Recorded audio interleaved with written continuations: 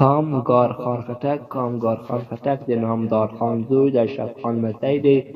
د دغې جواز نټه نه ده څرګنده، خو دومره معلومیږي چې په 1915 کال کې مړ دی. په پښتو او فارسي ژبه یې شعرونه ویلي دي. یو نازکخیاله شاعر دی. د هندي طبق د نورو شاعرانو په څېر خپل ټول ادبي ژوند د خط او خال ستایلو ته ځانګړی کړی دی. د شعر دیوان لري. لومړی ځل د سید تسلیم الحق کاکاخیل لخوا په 1955 کال پېښور کې چاپ شوی. په همدې دیوان کې کاکاخیل د زېږېدنې کال اټکلی دراتیا ښودله چې شعري نومونه یې په دې ډول ده: له خاطره مې عشق یوړ تدبیر، ورو ورو دیوانه شوم تازه اور د ځنځیر، ورو ورو صورتګر چې ستا صورت په سترګو ولید، له خجالت یې کړې څیرې تصویر ورو ورو. اسلم نون د دین محمد زوی د عبدالکریم لمسی په 1254 هجري قمري کال کندهار کې مړ دی. په پښتو او فارسي ژبو یې شاعري کړې ده. پښتو دیوان لري. خطي نسخه یې د پښتو ټولنې په کتابخانه کې ده او 230 غزل او نور شعري انواع یې دیوان کې موجود دي.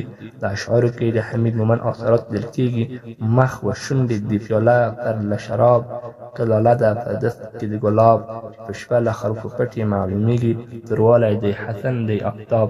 عبدالله په بل ځای په 1280 هجري قمري کال کې زېږېدلی. په 1330 هجري قمري کال کندهار کې مړ شوی. پښتو او فارسي شاعري کوله. پښتو دیوان خطي نسخه یې د ملي ارشیف کې شته.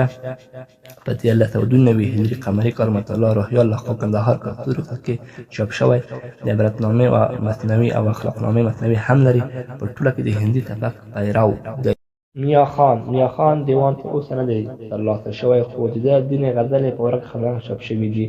د میا خان د ژوند حالات هم تر خاورو لاندې پټ دي. پښتو غزل مؤلف افضلرضا د هندي طبق پیرو بللی دی.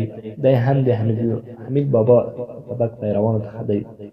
ای عالمه چې زما په خاطر اورې، نه یې شیخ ویني په خوب ملا په توري خوږدل. د 12مې پېړۍ دوهمې نیمایي شاعر د هجري طبق پیرو بلل شوی. پښتو دیوان هم لري، خو تر اوسه نه دی چاپ شوی. قلمي نسخه یې د کارخور پښتو اکاډمۍ کې خوندي ده. څو غزلې د ورق خزانه کې په دوهم ټوک کې چاپ شوي دي: ور یې کړ سود قلم ښودل لره په لاس کې، هر خوشحال حمید رحمان په ګور ولګاوه. قلندر اکوزی یوسفزی د قلندر د ژوند د تیارو د نړولو لپاره کوم مستند شواهد په لاس کې لرو؟ دومره واج د اثبات اوسېدونکی د علمي هېوادمل صاحب په وینا ژوند تر 1950 هجري قمري پورې یقیني ښکاري. د هندي طبق پیرو دی. یو کوچنی ښکلی دیوان لري چې غزل، رباعي او قطعه پکې شته. 1356 هجري قمري کال په کابل کې چاپ شوی.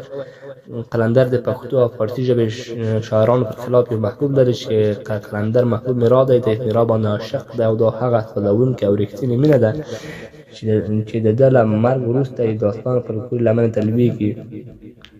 چې رایاد یې سپین غاښونه تر لبان کړم، درد د اوښکو یې نثار ته ګریبان کړم، تورېدل دې چې یې ورېځ یې کړم په زړه کې، توی اوښکې له چشمانو ترې باران کړم. فضیل هم د هندي طبق پیروانو څخه دی. د غزل یوه نمونه یې د بادري هیوز په کلید افغاني کې چاپ شوې. پښتونخوا سیمو کې 12مه پېړۍ کې ژوند کړی. دا یې شعري نمونه ده: مینې ستا را باندې وکړ اثر ورو ورو، چې راوتم له خوب او له خور ورو ورو، دم په دم مې ستا د عشق ژوند زیاتېږي، لیونی دیوانه اوس شوم او تر ورو ورو.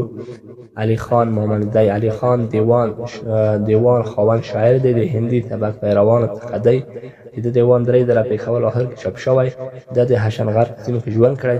شارستۍ پړانګو په هدیره کې قبر لوحې له مخې علي خان په 1950 هجري قمري کال کې زېږېدلی او په 1995 هجري قمري کال کې وفات شوی. ای د زړه سلطان د چای ستا رنګدوران ډېر دي، یاره ته دردمان د چای اور د اننګو دې څوک په ښه کړ څوک دې وسو. ای پر مخ آتش سود د چا نقصان د چا. غلام جان پاچا دی. سید فقیر پاچا دی. سید نبیس مسعی دی. په 1914 هجري قمري کال کې زېږېدلی. لغمان او کونړ کې ژوند کړی. د غلام جان پاچا شاعري رنګینه او عشقي ده، خو کله کله د عرفان او تصوف خط قدم وي. ډاکټر زلمی شاعر په وایي د غلام جان پاچا شاعري هنري باب، سود او کلمات انتخاب د نورو خصوصیاتو له پلوه د هندي طبق شاعري ځانګړنې لري. دیوان یې چاپ شوی نه دی. خطي نسخه د افغانستان ملي ارشیف کې شته. الهی را تستا اور د محبت را، ته په دغه اور سره خپل معرفت را. په شکست د مجاز د مینه د مول شوم، دې شکست ځان ته د حدیث د حقیقت را.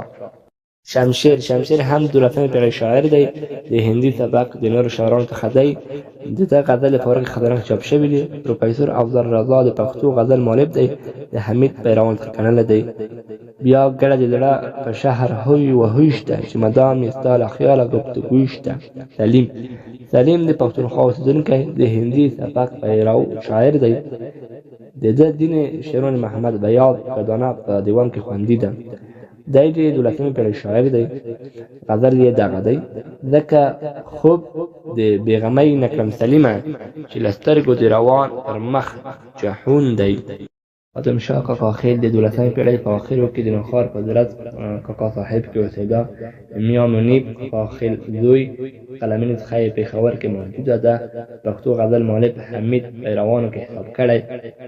دغه د شعر نمونه ده: ځکه ستور آتش د عاشقۍ په خادم بل و، سرې لمبې سکروټ چې یې اوري له دیوانه. دا شاعران د پښتونخوا په سیمو کې د حمید په معتدلو پیروانو کې ولاړ خلک دي. خو کاظم خان شیدا چې دغه سبک کوم مقام او پورته ځان رسولی او د هغه له احتراف اثر کې نشو پټولی او باید ډېر وستایل شي. همیش خلیل د حمید او شیدا شاعري د ښکلو نازکو وریښمانو د یوې حسینې او ښایسته پنجرې سره فکر او مقصد یې د حسین مرغه سره ورته کړی. د ده په وینا حمید فکر مرغه که له هر اړخه وکتل شي روڼ معلومېږي او د شیدا د دښتې د ډېرې نازکخیالۍ له ډېرې رنګینې بیانیې په دغه پنجه کې د شیدا فکر او مرغه تیت او د حقیقت غوندې نه ښکاري.